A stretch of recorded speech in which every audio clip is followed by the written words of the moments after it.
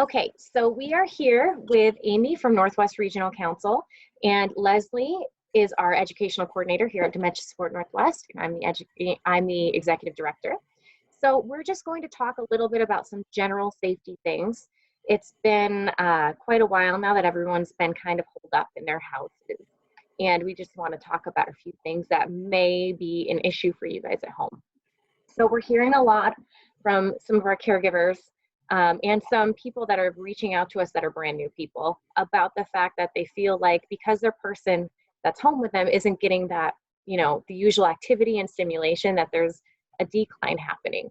So with that, we want to make sure that we are practicing proper safety as well. And Amy here from Northwest Regional has some different resources that we can offer, because if you are leaving the house by yourself to go grocery shopping for an hour or two at a time, especially if the lines are for 45 minutes, and if our person is declining, we probably don't want them home by themselves for too long. So that could mean utilizing Project Lifesaver that we have, and it's a wandering locating device, or possibly bringing in some home care assistance. So Amy, what are the options, and what is everyone saying about doing that right now?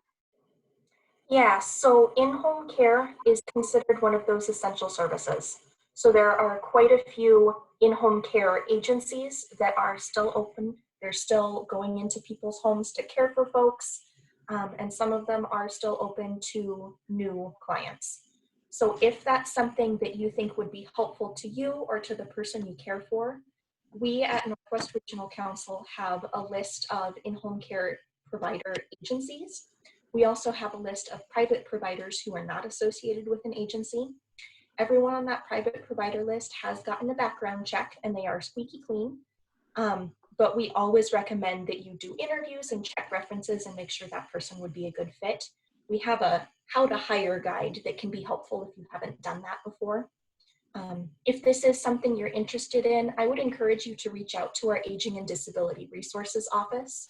Their phone number is 360-738-2500. Again, that's 360-738-2500.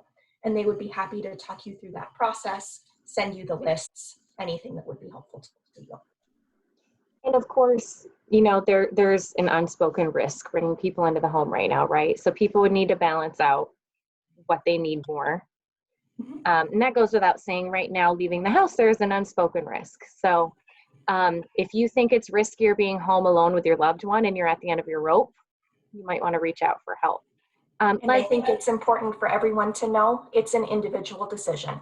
And it's also something where you can make a decision this week and then change your mind next week, and that's okay. Definitely. Leslie, can you go into a little bit further detail about why leaving someone at home might not be the safest option for somebody? Right.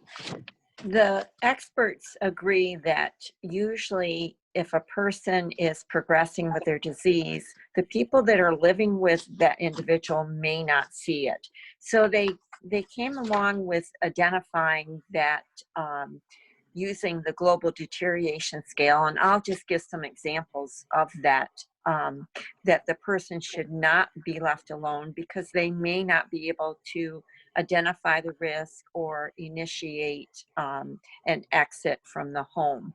So here are some of the things that comes up in level 5, because not everybody has that access to the global deterioration scale. Basically, when a person's in level 5, they're in moderate or mid-stage dementia, and there's some gaps in memory and deficits in functioning. They need assistance in the day-to-day activities. For example, the person may not be able to identify what are the proper clothing to wear for the season. They may, in the middle of the winter, come out with shorts or things of that nature. They also are independent in eating and toileting and that kind of thing, but they might not be able to remember what their phone number is or their current address. And so we look at those kind of things.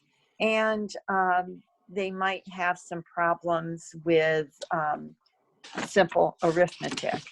So we look at those kind of things, but they do require their assistance from their spouse or someone living with them.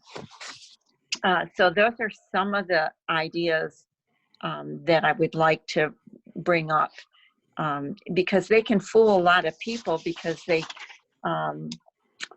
but when they're left alone, they may not be able to exit the house if there was a fire or something critical happened, or they may decide to go look for the person that went to the store because they forgot that the person did go to the store. So those are just some of the brief issues that you notice with a person that's in level 5. Thank you. And that's basically because at that point, the amygdala, the part that, you know, throws off that fight or flight or fear sense, once you are at that point in the progression, it's not firing properly. So like Leslie said, you know, if there's a fire going on, that amygdala is not going like this saying, get out of the room. It's just not necessarily acknowledging that there's a threat. And the tricky thing with a dementia-related illness is one day they can be fine, the next day they can't be. And it kind of jumps around. A lot of our caregivers call it a roller coaster because it's never consistent. And because they were fine when you left, a lot can change in 2 hours, especially with all of the stress that's going on now. So it's always better to err on the side of caution. So there are solutions. I know it feels like there's a lot of roadblocks right now to getting the help that we need, but there are solutions. They might be a little harder to get to at the moment, but you're not completely stuck and you're not alone. So reach out to us if you need some answers. Amy gave the number for Northwest Regional. Leslie and I are available all the time, really, via phone or email. So if you have questions, please reach out.